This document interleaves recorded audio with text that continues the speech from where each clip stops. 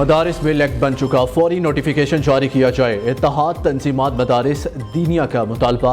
मौलाना फजलुर रहमान का कहना है कि इस बिल में तब्दीली हमने नहीं, इसी गवर्नमेंट ने की है। अब ये 1.5 माह बाद एतराज़ उठा रहे हैं। सरबराह JUI की मदारिस रजिस्ट्रेशन बिल पर इत्तेहाद तंजीमात मदारिस दीनिया के इजलास के बाद प्रेस कॉन्फ्रेंस कहा, हमारा मौक़िफ़ आईनी और कानूनी है। सदर मुमलिकत से कोई झगड़ा नहीं, हुकूमत से शिकायत है। हालात को बिगाड़ना किसी के मफाद में नहीं, किसी किस्म की मनफी गुफ्तगू नहीं करना चाहते, वरना मैदान भी होगा और हम भी होंगे। दूसरी जानिब गवर्नर सिंध कामरान टेसोरी की क़यादत में MQM वफ़द आज मौलाना फजलुर रहमान से मुलाकात करेगा। मदारिस बिल मौजूदा सियासी सूरत हाल पर बातचीत होगी।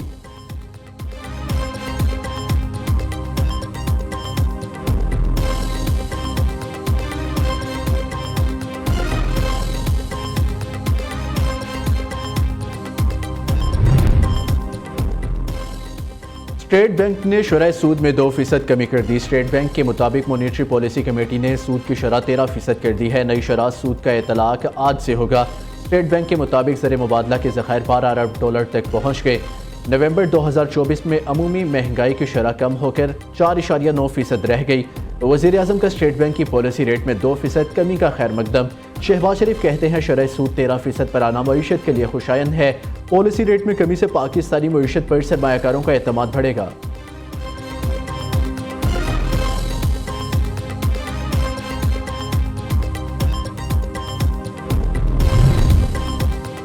सिविल नाफरमानी की तहरीक कब चलानी है, PTI के बड़ों में फैसला ना हो सका। मुज़ाकरात के लिए बैकडोर चैनल्स फाल करने का फैसला। वज़ीर आला हाउस पेशावर में पार्टी रहनुमाओं की बैठक।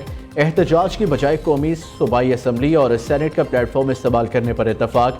बानी PTI को तमाम सूरत हाल से आगाह किया जाएगा। PTI रहनुमाओं की अहम अमूर पर बुशरा बीबी से भी मुशावरत हुई।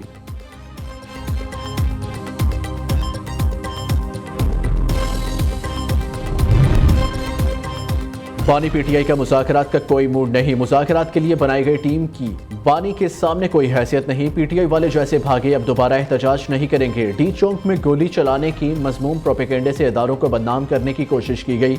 वज़ीर आज़म के मुशीर राना सनाउल्लाह की न्यू न्यूज़ से खुसूसी गुफ्तगू। PTI रहनुमा असद कैसर का एक बार फिर मुज़ाकरात पर रजामंदी का इजहार। कहते हैं हुकूमत मुज़ाकरात में संजीदा है तो हम बात करने के लिए तैयार है।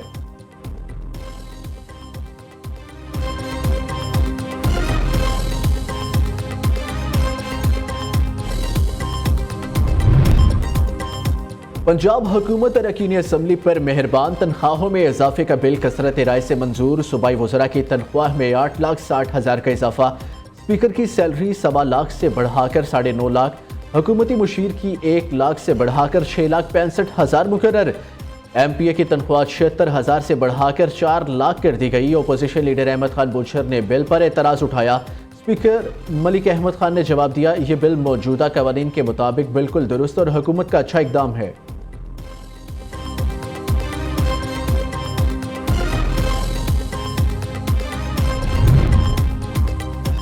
कोई VPN ब्लॉक किया और ना ही करेंगे, ये वो ज़माना नहीं हम आपसे कुछ छुपाएं तो छुप जाए। चेयरमैन PTI हफीजुर रहमान कहते हैं इंटरनेट की बंदिश का जवाब इदारा नहीं दे सकता। नेशनल सिक्योरिटी से मुतालिक सवालात पॉलिसी साजों से होने चाहिए।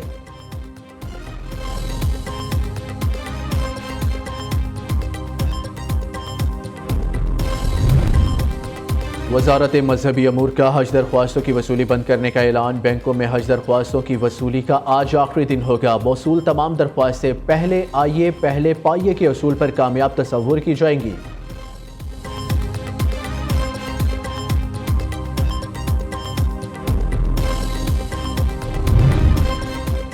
जाती फायदे के लिए ओहदा नहीं चाहा, मुल्क दहशत गर्दों के हाथ में है। बशारुल असद का फरार के बाद पहला बयान।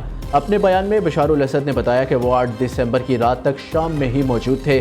जब रियासत दहशत गर्दों के हाथों में चली जाए और मानी खेज किरदार अदा करने की सलाहियत ख़त्म हो जाए तो किसी ओहदे का कोई मकसद बाकी नहीं रहता और इस ओहदे पर रहना बेमानी हो जाता है।